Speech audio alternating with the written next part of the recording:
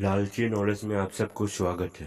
दोस्तों, आप लोगों ने भी काफ़ी बार सोचा होगा कि इंसान की मौत के बाद आखिर क्या होता है।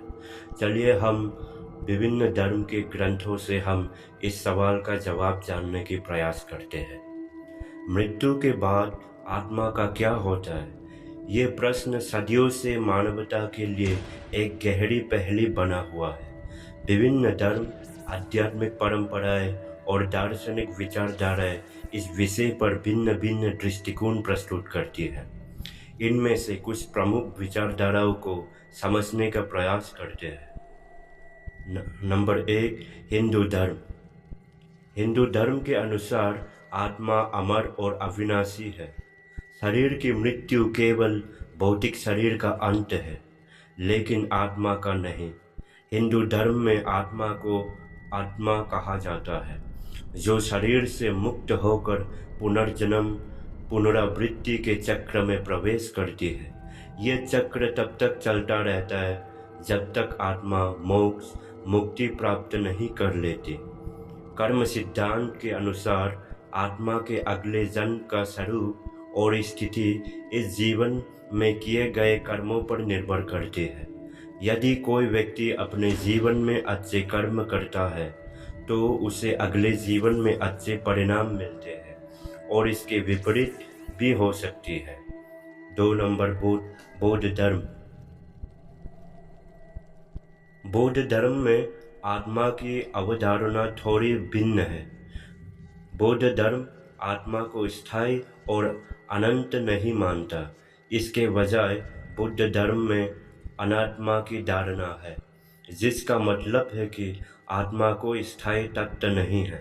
मृत्यु के बाद व्यक्ति का पुनर्जन्म होता है, और ये चक्र तब तक चलता है जब तक व्यक्ति निर्वाण प्राप्त नहीं कर लेता।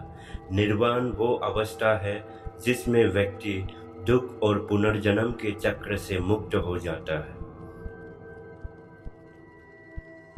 3 नंबर में इस्लाम। इस्लाम में आत्मा को रूह कहा जाता है। इस्लाम में मृत्यु के बाद आत्मा को एक नए जीवन के लिए तैयार माना जाता है।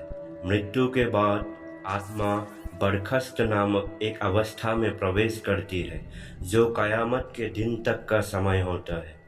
कयामत के दिन सभी आत्माओं को उनके कर्मों के आधार पर पुनर्जीवित किया जाएगा और उनके कर्मों के अनुसार स्वर्ग और नरक में भेजा जाएगा।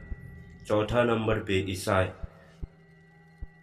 ईसाई धर्म के अनुसार आत्मा अमर होती है और मृत्यु के बाद ये या तो स्वर्ग में जाती है या नरक में, इस आधार पर कि व्यक्ति के अपने जीवन में भगवान को शिक्षा का पालन कैसे किया।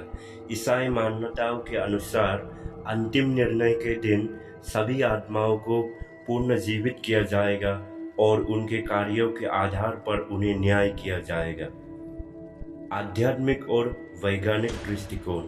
आध्यात्मिक और दृष्टिकोण से कोई लोग मानते हैं कि आत्मा एक ऊर्जा या चेतना है जो भौतिक शरीर से स्वतंत्र होती है। कुछ लोग आत्मा की यात्रा को विभिन्न अवस्थाओं में अनुभव करते हैं, जैसे कि भूत, प्रेत या परलोक सत्ता के रूप में।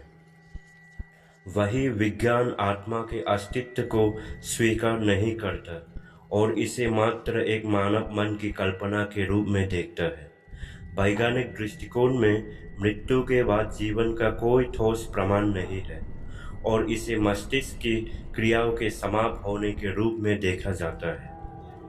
मृत्यु के बाद आत्मा का क्या होता है, यह सवाल अभी भी एक रहस्य है, जिसका उत्तर पूरी तरह से किसी के पास नहीं है।